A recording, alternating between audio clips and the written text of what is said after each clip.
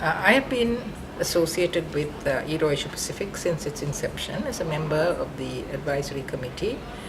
And at that time, the whole concept of women's issues being linked to human rights was, in a sense, novel, particularly for this region, for the Asia Pacific region.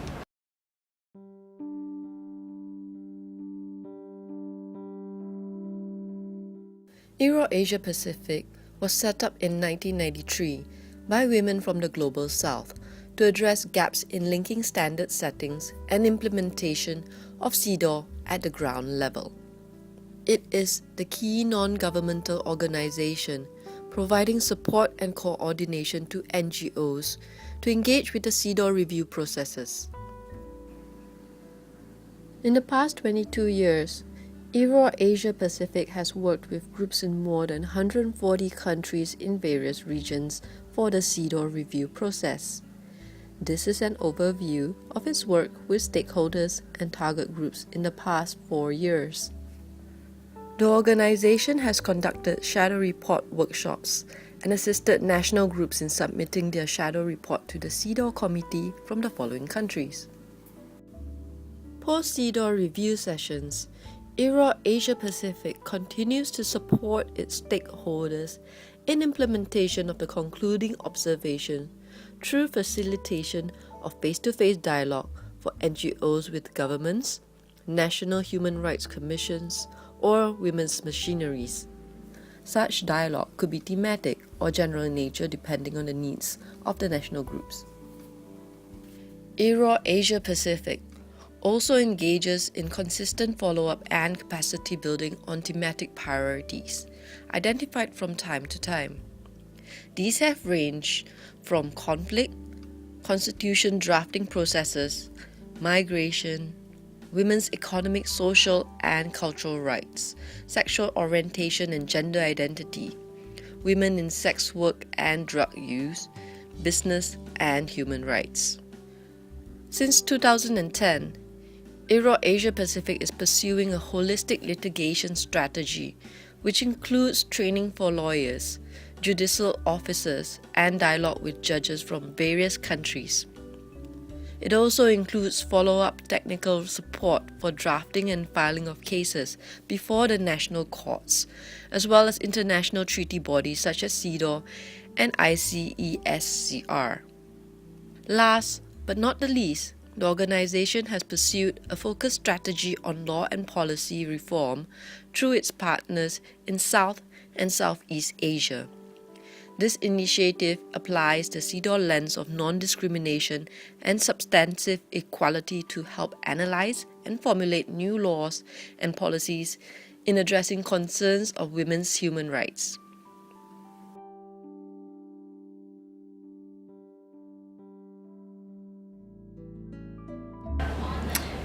IWRAW has really helped my work, and particularly in the area of law reform. Following the coups in 2002 and 2010, IWRAW created a space for me through the UN CEDAW mechanism to be able to share the issues that women in my country were facing. One of the direct results of that intervention in 2002 was legislative reform around family law.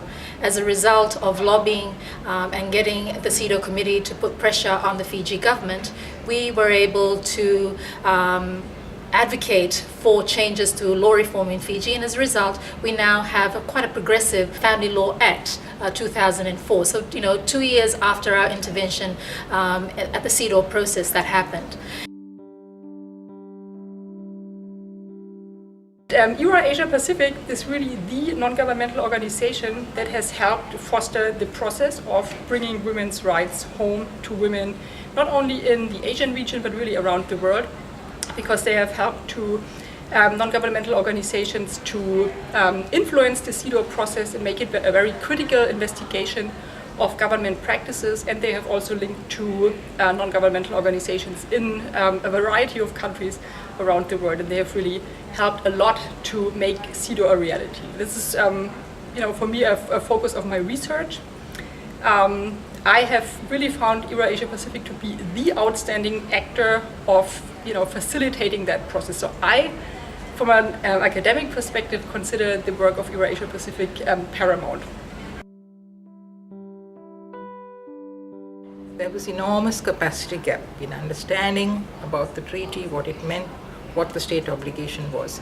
In this area, IWRAW Asia Pacific is pioneering in connecting with women's groups, with women's movements, and helping to carry the standard setting in CEDAW into actual implementation processes at the national level.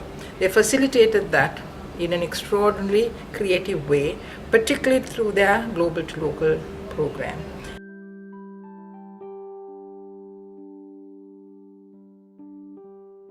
Because IWRAW Asia Pacific has such a great relationship with the committee members, that transcended onto us as well. They were greeting us, they were willing to talk to us, our avenues of being able to give them information or giving them feedback were open mostly because of the relationship of IWRAW Asia Pacific.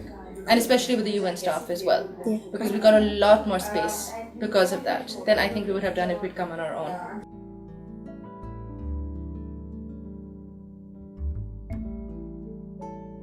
For me, it's the first very close encounter with CEDAW review process, and I finally got the understanding what does it mean actually, starting from point A until the final country dialogue and follow-ups and what's the whole scope of the whole process, how it goes. So it was very important for me.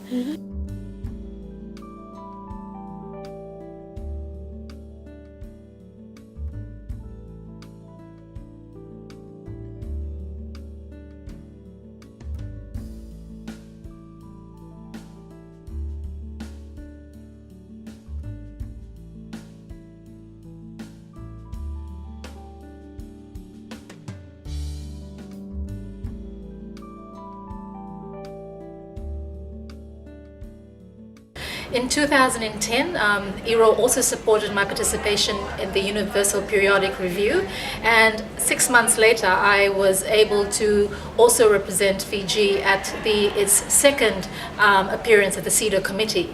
Because I was at the UPR process, I was able to link some of the recommendations that came out of the UPR and also use that to push the CEDAW agenda during the 2010 process. And one of the key results that came out of that was calling for elections. And so last November we had our first elections in 8 years, and this has really been really came about as a result of IWRAW supporting the work of myself and the organization that I represent. And this meant that women, the women that I represent or that I was speaking on behalf of, were able to fulfill their rights that are covered under the CEDAW Convention.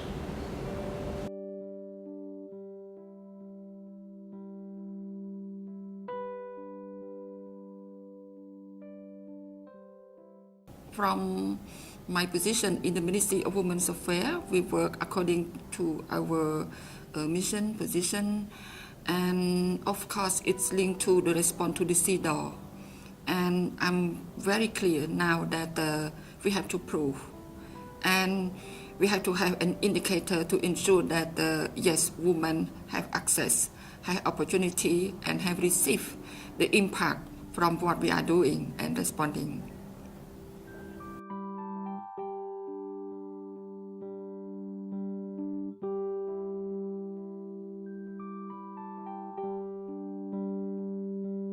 In addition to creating this capacity building in the women's movement, also to help to monitor progress through on state obligation, IWRAW has helped the committee's work in preparing its general recommendations. IWRAW played an important point in bringing together expertise to carry voice on the content of the discrimination. It's an extraordinary general recommendation, perhaps one of the best of the general recommendations. And I think in that sense, that standard setting, the fleshing out of standards, making them comprehensive, the contribution that it has made is really pioneering.